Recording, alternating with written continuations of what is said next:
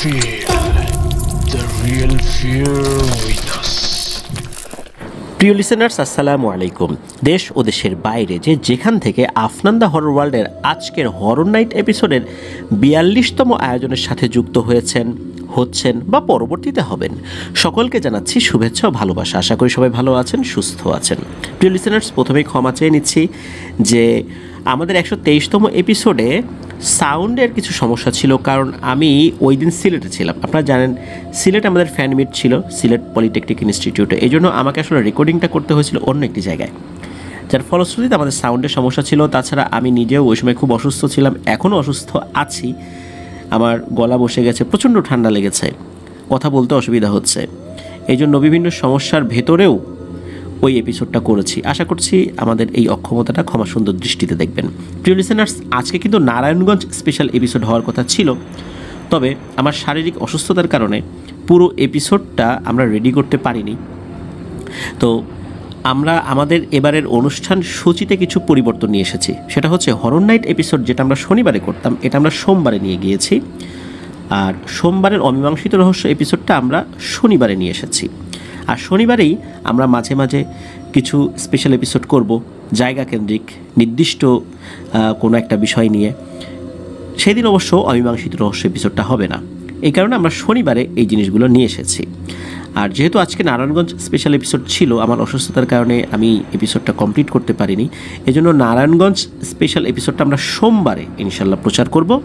কিন্তু এখন থেকে কিন্তু এই ধরনের অনুষ্ঠানগুলো বা এই ধরনের এপিসোডগুলো আমরা শনিবারেই করব, আর হরর নাইট এপিসোডটা সোমবারে করব ইনশাল্লাহ রেগুলার। মাঝে মাঝে কোনো ধরনের কোনো স্পেশাল কোনো পরিবেশ পরিস্থিতির কারণে অনুষ্ঠান সূচির পরিবর্তন হতে পারে। তো এইটাও আমাদের একটা অক্ষমতা বলবো, আপনারা সেটা ক্ষমা সুন্দর দৃষ্টিতে দেখবেন। প্রিয় লিসেনার্স, গত ১২৩ নম্বর এপিসোডে একটি ঘটনা আমরা শেয়ার করেছিলাম। মোহাম্মদ হানিফ খান পাঠিয়েছিলেন, যার বাড়ি জয়পুরহাট জেলার খেতলাল থানার বানিয়াচাপর গ্রামে। তো ওনার ঘটনার শিরোনাম ছিল বিবি কালীর ডাবর।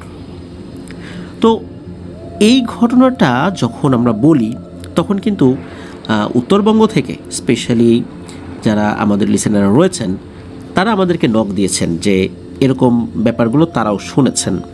তো আমাদের ১২৩তম এপিসোডে যে ঘটনাটা আমরা বলেছিলাম, এরপরে আমরা আমাদের এই হরর নাইট এপিসোডে এমন একটি ঘটনা পেয়েছি যেই ঘটনাটি আসলেই ভিন্ন রকমের, যেটা এই বিবি কালীর ডাবরের সাথে কিছুটা মিল রয়েছে।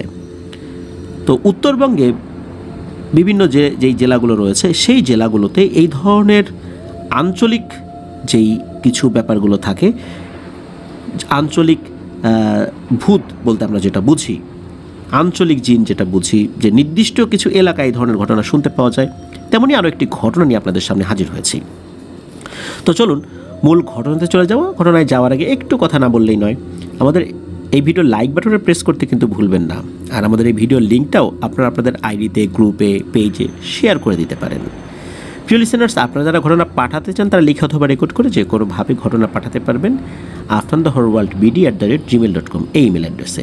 ইমেল অ্যাড্রেসের স্পেলিংটাও আমরা আমাদের ভিডিও ডিসক্রিপশনে দিয়ে রেখেছি। আর আমাদের ফেসবুক পেজ এবং গ্রুপে আপনারা আপনাদের মূল্যবান মতামত যেমন জানাতে পারেন, এই ভিডিওর কমেন্ট সেকশনও জানাতে পারেন। প্রিয় লিসেনার্স, চলুন মূল ঘটনাতে চলে যাই। এবারের ঘটনাটি যিনি পাঠিয়েছেন তার নাম রাকিব হাসান। উনি দেশের নামকরা একটি সরকারি বিশ্ববিদ্যালয়ের ৪র্থ বর্ষে অধ্যয়নরত রয়েছেন। ওনার বাড়ি নওগাঁ জেলার মহাদেবপুর উপজেলায়।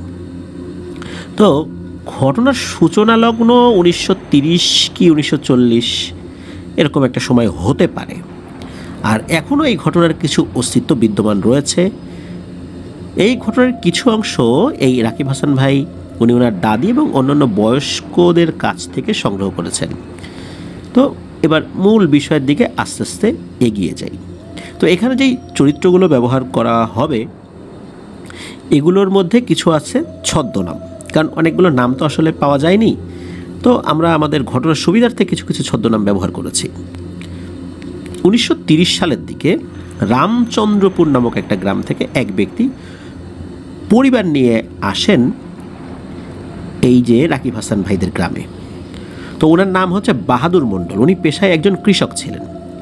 ওনার জমি জমা তখন খুব বেশি ছিল না, ৫ থেকে ৬ বিঘার মতো।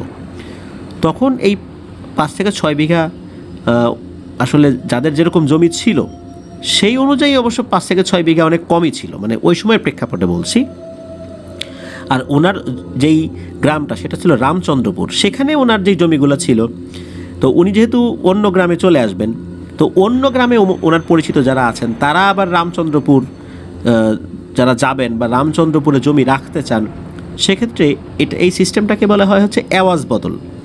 মানে একজনের জমি আরেকজন নেবে, আবার যিনি নিলেন তার জমি উনি নেবেন যিনি দিলেন, মানে এইভাবে বদল করাটাকে বলে, জমি বদলটাকে করা বলা হলো এওয়াজ বদল। এইভাবে এওয়াজ বদল করে মানে বিনিময় করে উনি এই গ্রামে 5 থেকে 6 বিঘার মতো জমি পেলেন। ওনার সন্তান ছিল মোট 6 জন। বড় ছেলের নাম আহাদ মণ্ডল, দ্বিতীয় ছেলে ইরফান মণ্ডল, তৃতীয় ছেলে দিয়ার আলী মণ্ডল, চতুর্থ ছেলে ইয়ার উদ্দিন মণ্ডল, আর পঞ্চম জন যিনি তার নাম হলো আব্দুল গফ্ফার মণ্ডল। ওনার একজন মেয়ে ছিল। তো এই ছিল বাহাদুর মণ্ডলের পরিবার। তো গ্রামে এসে এই বাহাদুর মণ্ডল ছোট্ট একটা বাড়িতে পরিবার সহ থাকতেন আর চাষাবাদ করতেন। তো এর মধ্যে গ্রামের একজন কৃষক, তার নাম হচ্ছে জয়মুদ্দিন সাকিদার। তো এই দুজনেই গরু দিয়ে হাল চাষ করতেন অন্যের জমিতে।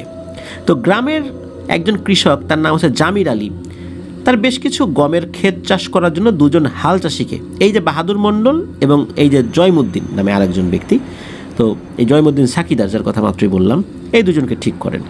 তো বাহাদুর মণ্ডলের কিন্তু 5-6 বিঘা জমি ছিল, কিন্তু এই জমিটা আসলে তার জন্য যথেষ্ট ছিল না ওই সময়ের প্রেক্ষাপটে।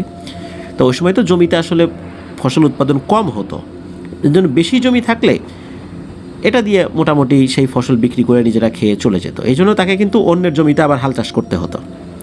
তো যাই হোক, এই বাহাদুর মণ্ডল এবং জয়মুদ্দিন সাকিদার, তো এনাদের দুইজনকে ঠিক করা হয়। বলা হয় যে আগামীকাল ভোর থেকে তারা গমের ক্ষেত চাষ করে দিতে, মানে তারা করে দেবেন আর কি। তো তারাও রাজি হয়েছেন। তো বাহাদুর মণ্ডল রাতে বাড়িতে এসে হাল চাষের সব জিনিস রেডি করে রাখেন, লাঙ্গল জোয়াল যা যা লাগে এগুলো তো নিয়ে তাকে চলে যেতে হবে সকালবেলা সেই জমিতে, যেই জমিতে তার যাওয়ার কথা। আর জয়মুদ্দিনের সাথে কথা ছিল যে সেও তার মতো করে ওই জমিতে গিয়ে উপস্থিত হবেন। তো পরের দিন ভোরবেলা, তখন রাতও আছে, মানে চারদিকে অন্ধকার আর কি। ঠিক কয়টা বাজে উনি বুঝতে পারেন নাই, মনে করেছেন হয়তো বা কিছুক্ষণ পর ভোর হবে বা ফজর আজান দিয়ে দিয়েছে। তো উনি গরু নিয়ে চাষের উদ্দেশ্যে রওনা দিয়েছেন। তো সেই জমিতে উনি পৌঁছেও যান, ওই জমিটা উনি চিনতেন আগে থেকেই। তো জমির চারদিকে শুনশান নীরবতা, ঝিঝু পোকার ডাক শোনা যাচ্ছে, আর দূর থেকে মাঝে মাঝে ভেসে আসছে নিশাচর প্রাণীর ডাক। ওনার কেমন কেমন যেন মনে হচ্ছে, চারপাশটা বেশ গুমোট একটা পরিবেশ পরিস্থিতি বিরাজ করছে মনে হচ্ছে চারপাশে। এই বাহাদুর মণ্ডল ভাবছে যে আচ্ছা, আমি কি ভোর হওয়ার আগেই চলে আসলাম নাকি? এদিকে জয়মুদ্দিনও এখনো এলো না। এসব ভাবতে ভাবতে উনি চিন্তা করেন, ধুর, জয়মুদ্দিনের জন্য বসে না থেকে আমি আমার কাজ শুরু করি। ও হয়তো বা আসছে, পথে চলেও আসবে, যতদূর পারি কাজ এগিয়ে নেই। বাহাদুর মণ্ডল কিন্তু আবার খুব সাহসী একজন মানুষ ছিলেন। তো জমির এক পাশ চাষ করার সময় হঠাৎ করে লাঙলের ফালে ঠন করে একটা শব্দ হলো, আর গরুগুলোও থেমে গেল। তো লাঠি দিয়ে গরুর পিঠে আঘাত করলেও গরু আর নড়ে না। এখন বাহাদুর মণ্ডল কী করবেন? গরু তো নাড়াতে পারছেন না, গরু তো আর আগে না। এখন বাহাদুর মণ্ডল ওই হাল ছেড়ে দিয়ে উনি চিন্তা করলেন যে আচ্ছা, এই ফালটা, লাঙলের ফাল কিসে বাঁধলো যে হালও নড়ে না আর গরুও আগাতে চায় না? যেই না ওই ফালের মাটির ভিতরে হাত দিয়েছেন, দেখেন একটা পিতলের ঘড়া। তো ঘড়ায় হাত দেওয়ার পর চারদিকে ভয়ঙ্করভাবে বাতাস শুরু হয়ে যায়, মানে বাতাসটা ঠিক ওনার চারদিকে, মানে ঘূর্ণিঝড়ের মতো। আর ওই গরুগুলো তখন ডাকাডাকি শুরু করে দিয়েছে। গরুগুলো একটা পর্যায়ে সামনের দিকে ছুটে যায়, ছুটে গিয়ে যে অনেক দূর চলে গেছে তা না, একটা জায়গায় গিয়ে এই দুটা গরু দাঁড়িয়ে আছে। এমন সময় পিতলের ওই ঘোড়া থেকে একটা মহিলা কণ্ঠস্বর ভেসে আসে। কণ্ঠস্বরটা যে খুব গম্ভীর ছিল, ভয়ঙ্কর ছিল এরকম না, একদম স্বাভাবিক কণ্ঠস্বর, কিন্তু ওই পিতলের ঘোড়ার ভিতর থেকে আসছে, এতটুকু উনি বুঝতে পেরেছেন। তো কণ্ঠস্বরটা যেটা বলছে সেটা এরকম ছিল যে, আরে বাহাদুর মণ্ডল, আমায় নিয়ে চল তোর সাথে। তো এটা শোনার সাথে সাথে বাহাদুর মণ্ডল তো ভয়ে জড়সড় হয়ে যায়, হাত থেকে ওই পিতলের ঘটি ফেলে দিয়ে এক দৌড়ে দূরে গিয়ে দাঁড়ায়। তখনই ঘটে আরও এক ভয়ানক ঘটনা।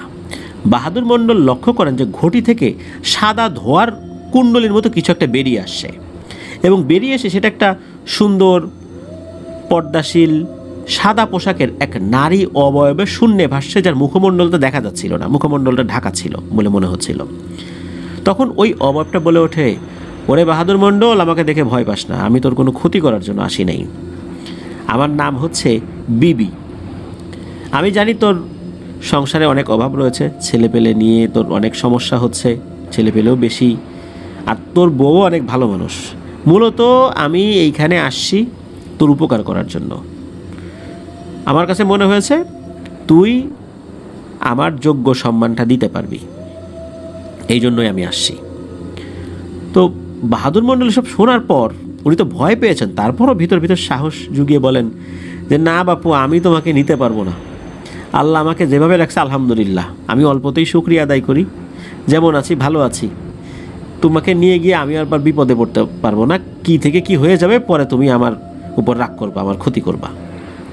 তখন ওই বিবি বলে ওঠেন, আরে না, আমি ক্ষতি করব না, আমি মানুষের পারতপক্ষে কোনো ক্ষতি করি না, আমার ব্যক্তিগত কোনো রাগ হলেও আমি ক্ষমা করে দিই, কিন্তু ইচ্ছাকৃতভাবে কেউ যদি অন্যায় করে এটা শাস্তি তো পেতেই হবে।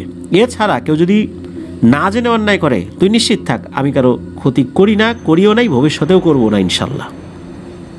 তো যখন বিবি নামক ওই অবয়বটি এভাবে নিশ্চয়তা দেয় এবং সে যখন আল্লাহর কথা বলছিল, তখন এই বাহাদুর মণ্ডল বেশ আশ্বস্ত হয়। বিবি নামক ওই অবয়বটি আবারও বলে ওঠে, আমায় নিয়ে যা বাহাদুর, তোর ভালো হবে। আবারও বলছি, আমি তোর উপকারই করব, তবে কিছু শর্ত দিব, এটা তুই অবশ্যই পালন করবি। তখন বাহাদুর বলে ওঠে, আগে তোমার শর্তগুলো বলো, তারপর আমি ভেবে দেখব, পরে কি থেকে কি হয়ে যাবে এই বোঝা আমি নিতে পারবো না। তখন ওই বিবি নামক অবয়বটি বলে, আমাকে যে নিয়ে যাচ্ছিস সেটা তোর বউ ছাড়া আপাতত কাউকে বলবি না, যতদিন না আমি না বলি। তোর বউকে বলবি, সে ভালো মানুষ, সে কাউকে বলবে না। আর তোর একটা ঘরে নিয়ে গিয়ে আমায় রাখবি, আর আল্লাহর ইবাদত করবি, সত্যের পথে চলবি, তোর কোনো অভাব থাকবে না ইনশাল্লাহ। আর আমার যতটুকু ক্ষমতা আছে আল্লাহ আমাকে দিছে, আমি এই ক্ষমতার ভেতর দিয়ে তোর উপকার করার চেষ্টা করব, এটাই আমার কাজ, এভাবেই আমি মানুষের উপকার করি। এর বিনিময়ে আল্লাহও আমাকে অনেক কিছু দেন।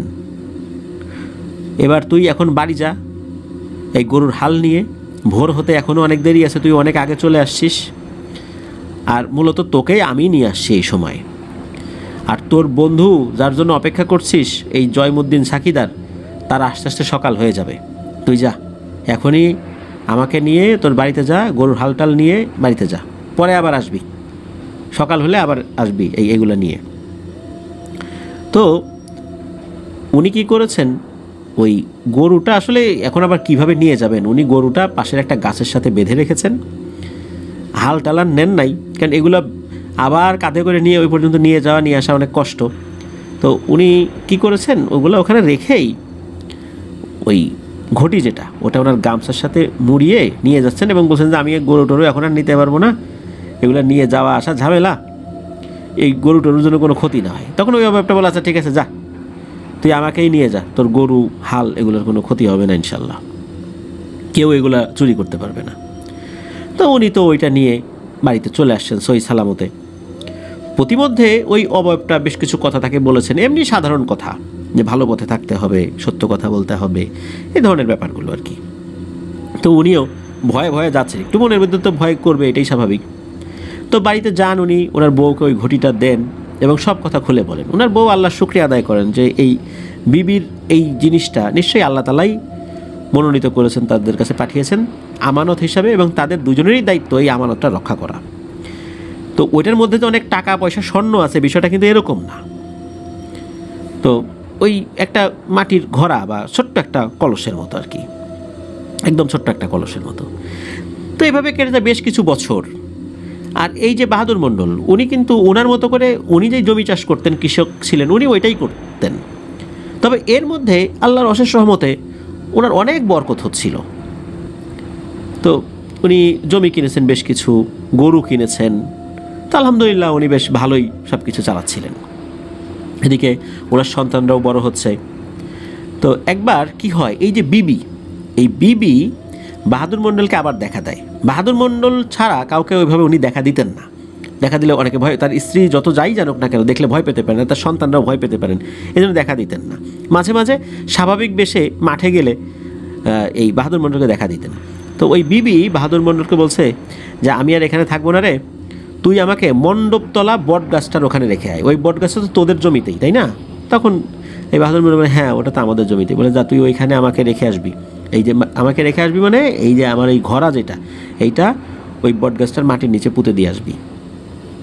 আর তুই তোর বাড়িতে যখন নতুন করে ঘর বানাবি তখন আমার জন্য একটা ঘর করবি। আর আমার জন্য যেই ঘরটা করবি সেটা হলো তোর যেই থাকার ঘর, এটা ঠিক উপরে, চালের উপরে একটা ছোট্ট আর একটা ঘর করবি, ওইখানে আমার এই ঘোড়া মানে আমাকে রাখবি। তো উনি বলেন আচ্ছা ঠিক আছে। তো উনি আবার কি করেছেন, ওই যে বিবির পরামর্শ অনুযায়ী উনি ওই ঘোড়াটা গিয়ে ওই যে বটগাছের নিচে, মাটির নিচে রেখে দিয়ে আসছেন। মণ্ডপতলা বটগাছ নামে পরিচিত এটা। তো 1960-এর দশকে এই বাহাদুর মণ্ডল একটা ইট ভাটা তৈরি করেছিলেন। মূলত ইট ভাটা তৈরি করেছেন নিজের বাড়ি করার জন্য। নিজের বাড়ি করার জন্য ইট, তখনকার সময় তো আসলে ইট ভাটা থেকে মানে ইট বয়ে নিয়ে এসে বাড়ি তৈরি করা বেশ কঠিন ছিল। এই জন্য অনেকেই ছোটোখাটো পর্যায়ে ইটের ভাটা তৈরি করতেন ওই সময়ের প্রেক্ষাপটে আর কি। তো উনিও ইট ভাটা তৈরি করেছিলেন। তো ওগুলো দিয়ে উনি ওনার বাড়িঘর তৈরি করা শুরু করেছিলেন। স্বাভাবিকভাবেই চলছে ইট ভাটা, একসময় ওনার বাড়ি তৈরি হয়েও যায়। তো একদিন হঠাৎ রাতে ইট ভাটার শ্রমিকরা বট গাছে লক্ষ্য করেন যে বিশাল এক আগুনের গোলা গাছ থেকে বের হচ্ছে, আর কালো কি যেন মাটিতে ঝুলে পড়ে আছে মানুষের চুলের মতো। একজন শ্রমিক ভালো করে দেখে সেটা সাদা পোশাক পরা এক নারী অবয়ব, আর তার চুল ওইভাবে ঝুলে রয়েছে। শুধু শ্রমিক না, ওই ইটভাটায় কিন্তু এই বাহাদুর মণ্ডলের পরিবারের সদস্যরাও কাজ করতেন। তো যখন ওরা দেখছিলেন, ওনারা কেউ নিজেদের অবস্থান পরিবর্তন করতে পারছিলেন না, মানে ওখান থেকে দৌড়ে ভয়ে চলে যাবেন বিষয়টা এরকম না, হতভম্ব হয়ে দাঁড়িয়ে থাকা ছাড়া আর দেখা ছাড়া তাদের কোনো উপায় ছিল না। তারা কিন্তু সব কিছু বুঝতে এবং অনুভব করতে পারছিল। এর কিছুক্ষণ পর বাহাদুর মণ্ডল এসেছেন। তো উনি এসেও দেখেন এই অবস্থা। উনি তো বুঝতে পেরেছেন নিশ্চয়ই এমন কোনো ঘটনা ঘটেছে যার প্রেক্ষাপটে এই বিবি তাকে দেখা যাচ্ছে। এমনিতে তো তিনি ছাড়া এই বিবি কাউকে দেখা দেন নাই এত বছরে। তো এই যে বাহাদুর মণ্ডল উনি কিছুটা এগিয়ে যান, এগিয়ে গিয়ে বটগাছের কাছে গিয়ে বিবিকে সুন্দর করে সালাম দিয়ে বলেন যে বিবি, আমরা কি কোনো ভুল কাজ করেছি? আপনি তো কখনো এইভাবে প্রকাশ্যে আসেন না, আজকে কেন এইভাবে প্রকাশ্যে আসলেন? এদেরকে ভয় দেখাচ্ছেন? ওরা কি কোনো অন্যায় করেছে? যদি কোনো অন্যায় করে থাকে ওদের পক্ষ থেকে আমি ক্ষমা চাচ্ছি, ওরা তো বুঝতে পারে নাই। তখন ওই বিবি বলছে, বাহাদুর রে, আল্লাহর রহমতে আমার যতটুকু ক্ষমতা ছিল আমি তোকে কিন্তু অনেক কিছু দেওয়ার চেষ্টা করছি, কিন্তু তোর লোকেরা কী কাজটা করলো, তুই আমাকে যেই জায়গাটাতে রেখেছিস, মাটির যেই গর্ত করে যেই ঘোড়াটা যেখানে রেখেছিস, আজকে এরা কয়েকজন একসাথে গরুর মাংস খেয়ে এই জায়গায় এসে জল বিয়োগ করেছে, জায়গাটা অপবিত্র করছে। তো কোনো জায়গায় যদি আমরা থাকি এবং সেই জায়গাটা অপবিত্র করে ফেলে, তখন কিন্তু অন্যরা আমাদের উপস্থিতি টের পেয়ে যায়, তখন আমরা নিজেদেরকে গোপন করে রাখতে পারি না।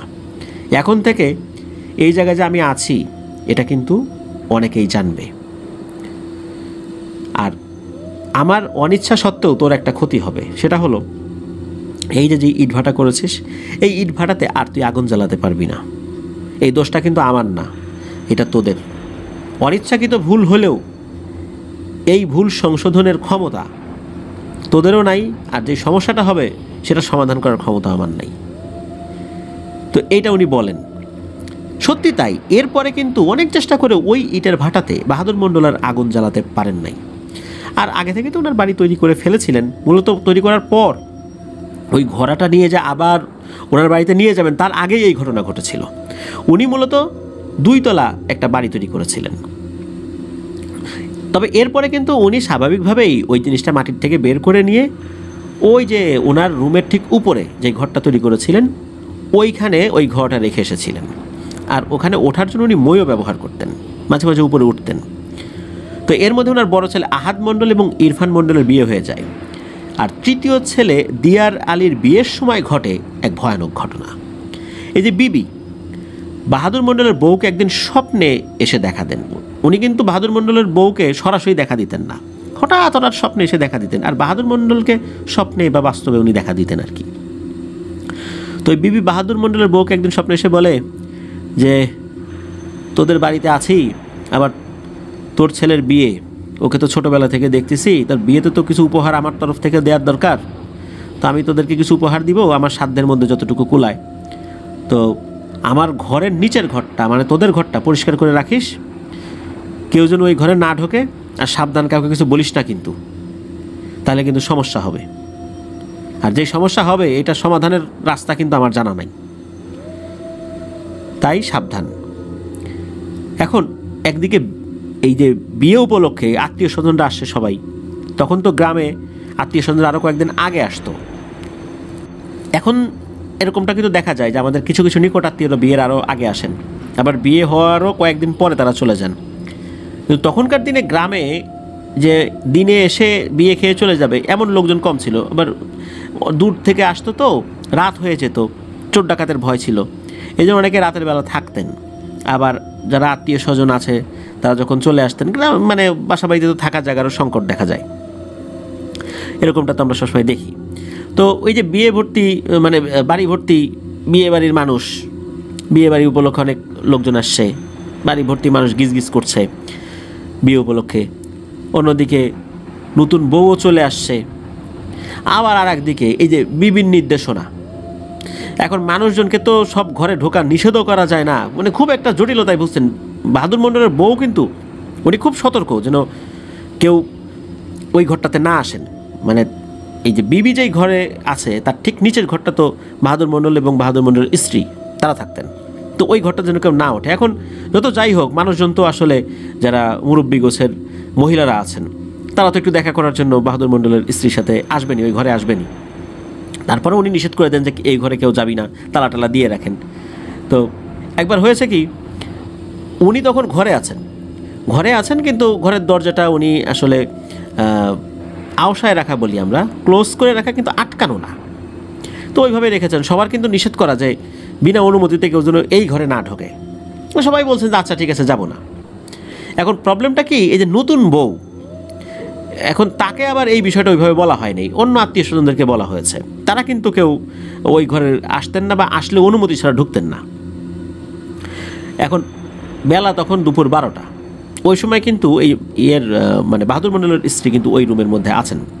হঠাৎ করে মাটির নিচ থেকে ঝনঝন শব্দ করে মাটি কাঁপতে কাঁপতে মাটি ফেটে দুটা পিতলের ডেকচি বা পাতিল ওইটা বের হয়। তো এই যে ডেকচি দুটা ছোট ছোট ছিল আর কি, খুব বড় ছিল তা না, কাঁচা সোনার মুদ্রা ছিল ওটার মধ্যে, এবং ওই দুটার উপর বসা দুটো সাপ ফনা তুলে আছে ওই ডেকচির উপরে।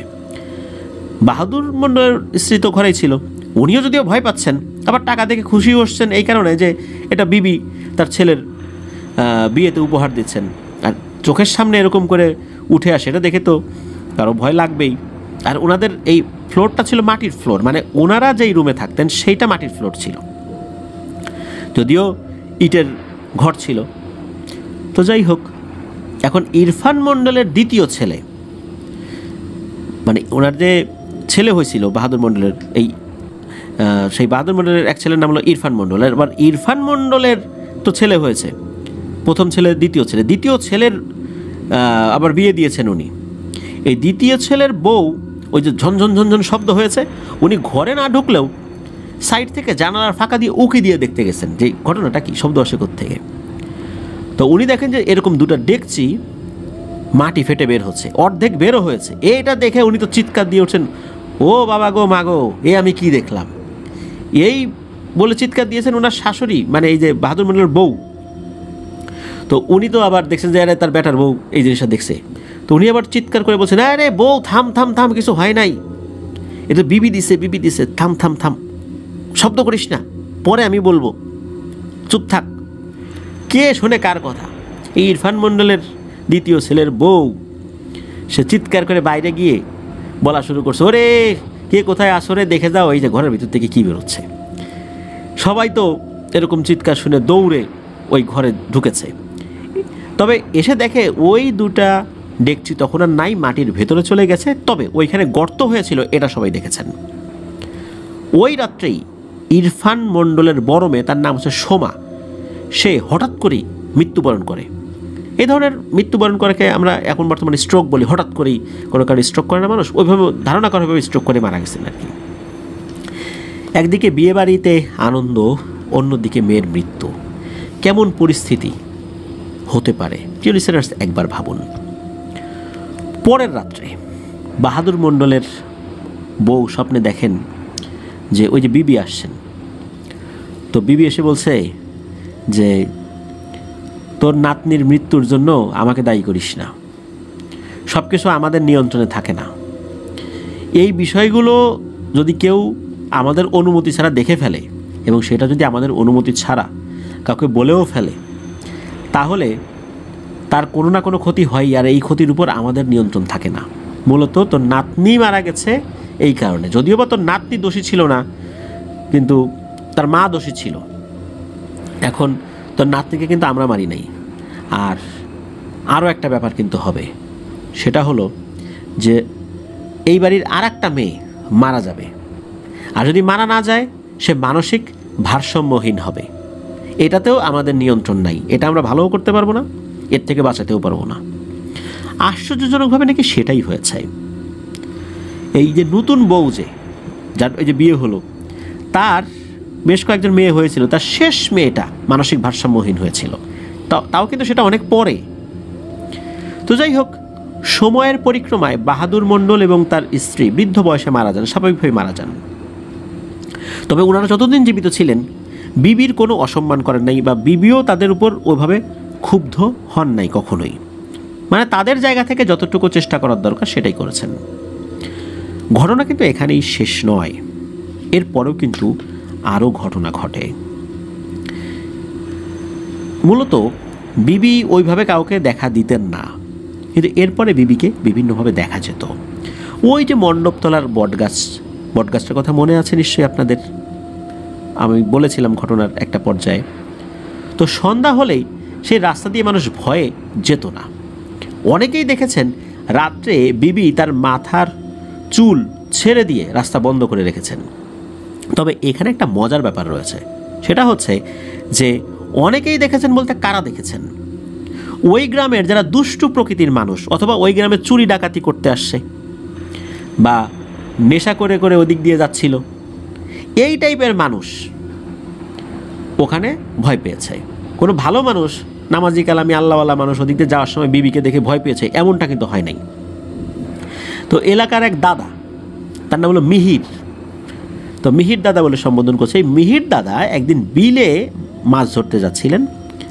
তো উনি দেখেন যে একদল সাদা ঘোড়া ওখানে হাঁটাহাঁটি করছে, সেখানে অনেক সাজসজ্জা, মনে হচ্ছে রাজকীয় কোনো আয়োজন হচ্ছে। আর এক পাশে বসা শত শত লম্বা লম্বা মানুষ, সবার চেহারা খুবই সুন্দর নুরানি চেহারা। দাদা তো ভয় আর ওই দিন মাছ ধরতে যান নাই। উনি ওই বিবিকে কিন্তু ভয়ঙ্কর স্রোতে দেখেন নাই, উনি অন্য একটা দৃশ্য দেখেছিলেন ওই বটগাছের ওখানে। এবার অনেকটা কাছাকাছি সময় আসে, 2009 সালের কথা। এই যে বাহাদুরের ছেলে, তারপর তার নাতি, এনাদের ব্যবসাকে ঘিরে ঘটনা সেটা বলি। দিয়ার আলী বাহাদুরের তৃতীয় সন্তান, তার দুই ছেলে ইউসুফ ও হারিস, তারা সিদ্ধান্ত নেন যে তারা রাইস মিল করবেন ওই মণ্ডপতলার ওই বটগাছটার নিচে। সেখানে তাদের চাচা, বড় চাচাদের জমিও ছিল 3 বিঘার মতো। তো সবাই দুই ভাতিজাকে অন্য জায়গার জমির সাথে বিনিময়ের মাধ্যমে তাদের জমি দিতে রাজি হন। তো যেহেতু বাহাদুর মণ্ডলের জমি জমা মোটামুটি ভালোই ছিল, তখনও তারা গ্রামের মধ্যে বেশ প্রভাবশালী ছিল। তো আবার এই যে ইউসুফ ও হারিস, তারা তার মামার অটো রাইস মিলে কিন্তু আবার 18 বছরের মতো চাকরি করতেন। নওগাঁ, জয়পুরহাট জেলার বিভিন্ন আড়ত থেকে ধান কেনা বেচা সহ সব রাইস মিলের দেখাশোনা ওনারা করতেন। মামাও তাদেরকে অনেক বিশ্বাস করতো। এই সময়ের মধ্যে তারাও যে শুধু চাকরি করছে তা না, ওই ব্যবসার মালিকানাও তাদের ছিল। তাদেরও মোটামুটি ভালোই টাকা পয়সা হয়েছে, পরিচিত জন, ভালো একটা ব্যবসায়িক একটা নেটওয়ার্কিং তাদের ছিল। তো যেহেতু দীর্ঘদিন এই ব্যবসার সাথে সম্পৃক্ততা তাদের ছিল, ব্যবসাটা ভালোই বুঝেছিলেন আর কি। তো মণ্ডপতলার ওই জায়গাটা হলো গ্রামের একদম শেষ প্রান্তের বিলের দিকে।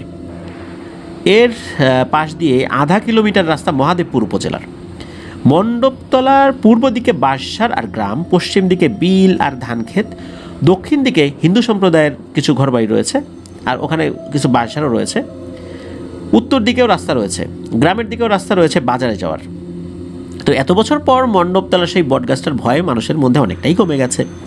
স্বাভাবিকভাবেই মানুষ রাস্তা দিয়ে হাঁটাচলা করতো। আমাদের রাকিব হাসান ভাই উনিও কিন্তু স্কুলে যেতেন ওই মণ্ডপতলার বিশাল বটগাছটার নিচ দিয়ে। ইউসুফ ও হারিস সেখানে রাইস মিল করার কাজ শুরু করেন। জায়গাটা নিচু ছিল, মাটি ভরাট করার কাজ শুরু করেন। এর বিশাল বটগাছটাও বিক্রি করার কথা হয়। অনেকে কিনতে চেয়েছিলেন, কিন্তু পরে তারা জানান তারা ওই গাছটা কিনতে পারবেন না। একজন লোক গাছ কিনে নেন ও পরদিন গাছ কাটার কাজ শুরু করেন। স্বাভাবিকভাবে কাজ শেষ হয় মানে গাছটা কেটে ফেলা হয়। কিন্তু এই যে ইউসুফ এবং হারিস চাচার বাবা, এই যে দিয়ার আলী, উনি বারবার স্বপ্ন দেখেছিলেন যে ওই বিবি এসে তাকে বলে তোরা মিল করবি কর, কিন্তু আমার জায়গাটা ছেড়ে করিস, আর ওই বট গাছটা তো তোর বাবার আমল থেকে এখানে আছে। কই, সে তো কখনো গাছ কাটার কথা চিন্তাও করে নাই, তোরা কেন করছিস?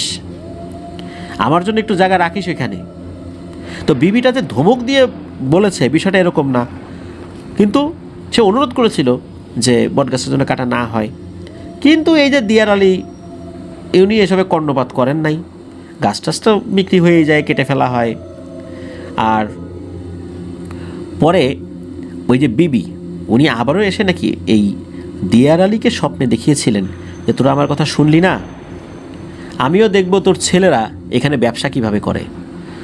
তোর বাবাকে কথা দিয়েছিলাম কোনো ক্ষতি করব না, তাই জানে মারবো না তোদের, না হলে তোদের বংশকে নির্বংশ করে ছেড়ে দিতাম। তো জানে মারবো না, তবে এইখানে ব্যবসা করে তোরা কোনো বরকত পাবি না। মিলের কাজ চলতে থাকে দুর্বার গতিতে। হঠাৎ এক রাতে বড় গোডাউনের পশ্চিম দিকের দেয়ালটা ভেঙে মাটিতে পড়ে যায়। আশ্চর্যের বিষয় হলো সেই রাতে কোনো ঝড়ো বাতাস ছিল না, আর দেওয়ালটা মাত্র কয়েকদিন আগে নির্মাণ করা। তাহলে কিভাবে এই দেয়ালটা ভেঙে পড়ল? যাই হোক, আবারও কাজ শুরু করা হয়। মিলের কাজ শেষও হয়ে যায় কিছুদিন পর। শুরু হয় ব্যবসা। বেশ ভালো ব্যবসা হয় 6 মাস। ওই মিলের ম্যানেজার ছিলেন যিনি, তার নাম হচ্ছে আফজাল। বিভিন্ন সময় বিভিন্ন ম্যানেজার ছিলেন, কিন্তু তার মধ্যে একজন হলো এই আফজাল চাচা। তো এই আফজাল চাচা একটি ঘটনা বলেন। সেটা হলো উনি এই রাইস মিলে মাঝে মাঝে রাতের বেলা থাকতেন। অনেক সময় কাজের প্রেশার থাকলে 24 ঘন্টায় মিল চালাতে হতো। তো যেদিন রাতে ধান ভাঙানো হতো সেদিন উনি রাতের বেলা থাকতেন। কিছুদিন স্বাভাবিকভাবে চলে সব। এক রাত্রে উনি বাড়ি থেকে খেয়ে দিয়ে মিলে গিয়েছেন। তো মিলেই রাত্রে ঘুমাবেন। সেই রাত্রে আবার ধান ভাঙানোর লেবাররা আসে নাই, মানে মিলও চালানো যায় না। এর ভিতরে তো উনি বাড়ি থেকে চলে আসেন আর কি। তো ঠিক রাত 2টার দিকে উনি হঠাৎ করে শুনছেন ধপ ধপ ধপ শব্দ করে কেউ যেন হেঁটে আসছে বিলের দিক থেকে। শুনে মনে হচ্ছে কোনো দানব বা বড় কিছু। তারপর ধপ করে গোডাউনের টিনের চালের উপর বসলো।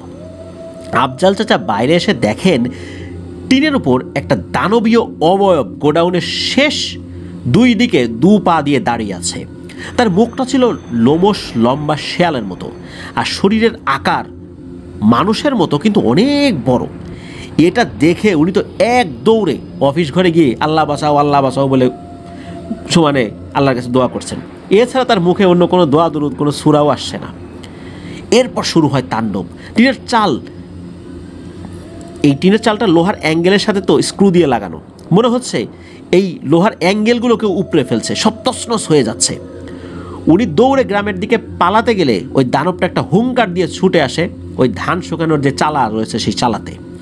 উনি তো ওখানে জ্ঞান হারিয়ে ফেলেছেন। ফজর আজানের পর ওনার জ্ঞান ফিরেছে। তো উনি দেখেন উনি চাতালেই পড়ে আছেন, মানে যেখানে জ্ঞান হারিয়েছিলেন ওখানেই পড়ে আছেন।